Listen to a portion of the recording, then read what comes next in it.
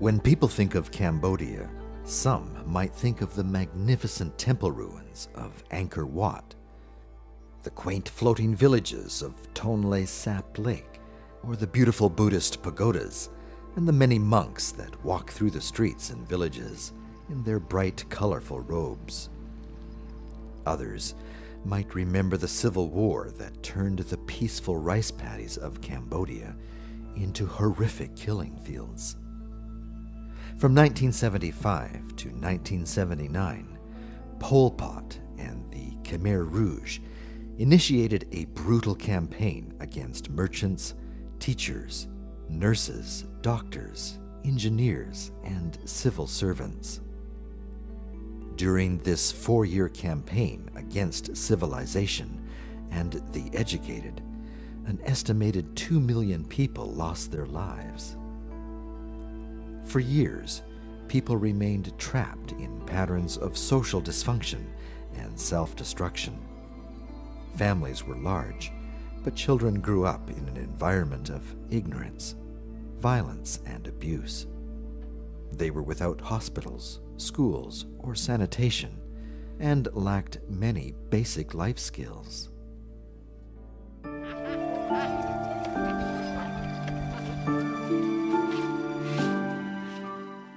Even as the Khmer Rouge continued to try and keep control of the country, the Adventist Development and Relief Agency, ADRA, was working in the country with official recognition of the Royal Government of Cambodia in 1991.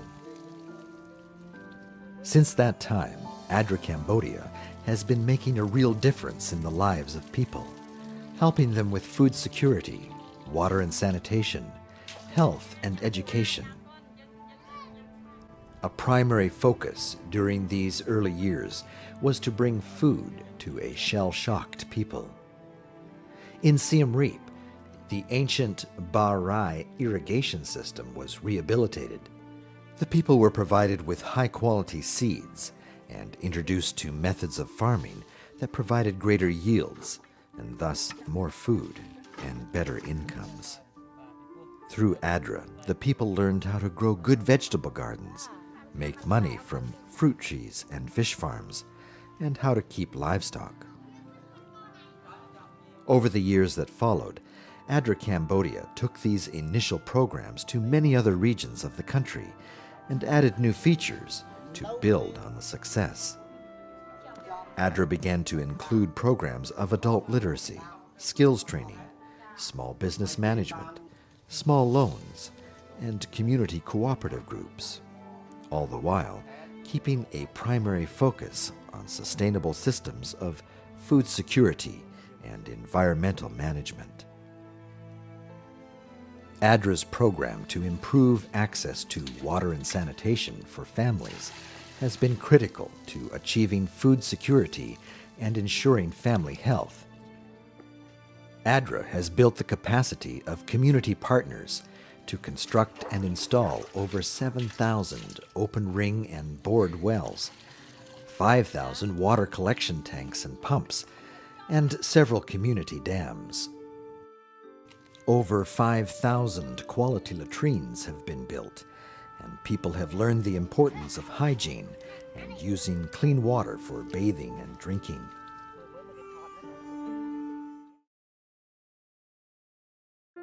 I'm Jess. And I'm Nick. We went on an ADRA Connections trip with a group of 24 from our church to serve in Cambodia.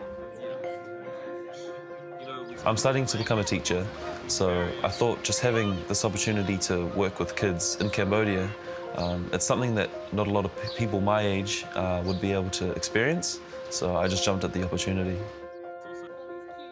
It was such an amazing experience. It was really one of those life-changing experiences.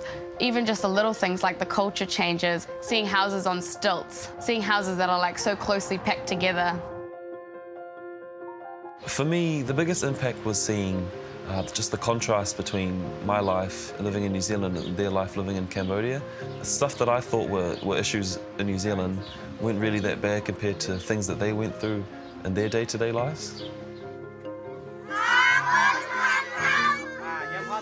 Every morning for a week, we ran the kids program. We did like really simple stuff, teaching them basic hygiene, to wash their hands after eating and before eating, to brush their hair every day, to brush their teeth every day. Just simple things that they wouldn't have already naturally known. We'd teach them games and songs that we learned as kids growing up, and we'd try and translate it into their language. We'd play games like What's the Time, Mr. Wolf, and sing Head, Shoulders, Knees and Toes. There was also builders that helped to build a preschool, a playground, toilets, and water tanks. There was also an assessment team that went around seeing what needs needed to be filled because we've committed to helping out in that same village for another 3 years. At first, the kids, they were a bit apprehensive. They didn't really try to talk to us or anything. But by the end of the program, they just absolutely loved us. They were jumping on us. They had so much fun. We played all these games with them. We taught them songs. Yeah, it was a really good time. And they're just the same whether they're in New Zealand or in Cambodia. They're still cute and want to have fun with everybody. One of my favorite parts of the trip was after working with the kids for a week, we were playing this game and I fell over. And all the kids came rushing over, all 50 of them.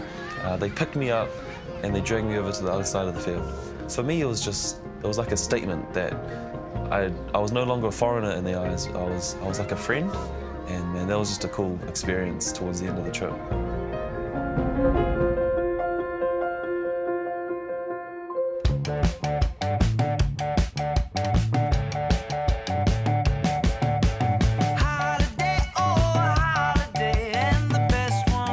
Situated in the dense forest of Brave-Bahia, Jambak was created to give Cambodians an opportunity with increasing various life skills through adventure learning. Groups work towards the following objectives: building trust, thinking creatively, Finding solutions, helping others, empowering individuals, developing team support, increasing self-confidence, active communication, environmental awareness, and education. It's been amazing so far. My favorite thing to do is exploring the woods with my friends. This place was very enchanting. I really loved how it's very exotic. I love how natural this place is.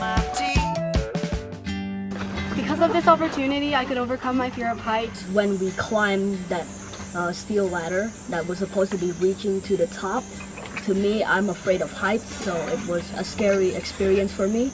But it was really fun as we jumped and catch that stick that was our main objective. It was just incredible, amazing.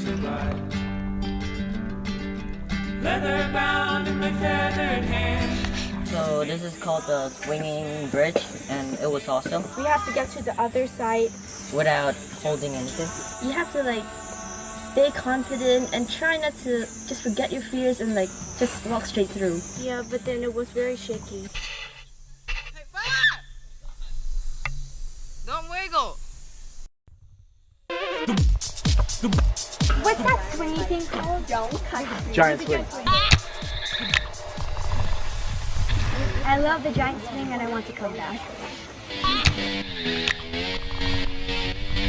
My favorite part was doing the zip line because it was so fast. First, it's really fun and I overcome my fear of heights. Zip line, cool, awesome. You guys should really try it. It's so fun. We have this belt And then we have to attach it to the cable. So when we fall, we'll still be there. Let's go! Say hello. As you can see, the view is very beautiful around here. It's amazing. This nature is incredible.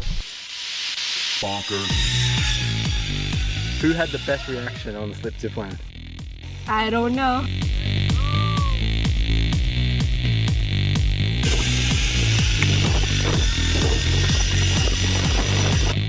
Wait, I think it was Bonkers. Some people think I'm bonkers, but I just think I'm free. And I'm just living my life, there's nothing crazy about me.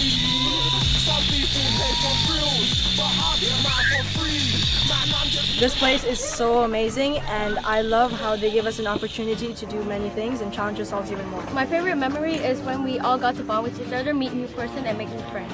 This place is the best place ever. They let us do so much activities which pump up your adrenaline. It was fantastic and I'd like to stay longer.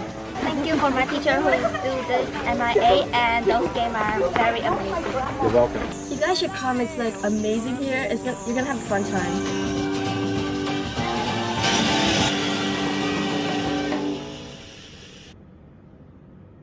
자랑스러운 대한민국 청소년 청년 여러분, 저는 캄보디아 프놈펜에서 선교사로 봉사하고 있는 이효신입니다.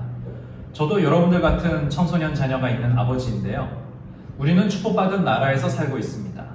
우리 대한민국은 세계 경제 대국이 되었고요. 한류 문화는 온 세계 경제 대국이 되었습니다. 이제 대한민국의 선교가 전 세계로 뻗어나가야 할 때입니다. 비전이 준비된 사람은요, 100명, 1000명, 10,000명에게 영향력을 끼칠 수 있습니다. 축복받은 대한민국에서 비전을 가지고 여러분들의 꿈을 준비해 보시기 바랍니다. 그 힘이 앞으로 10년, 20년 후 이 세상에 지대한 영향력을 끼칠 것입니다. 세상에 대한민국보다 잘 사는 나라는 몇 되지 않습니다.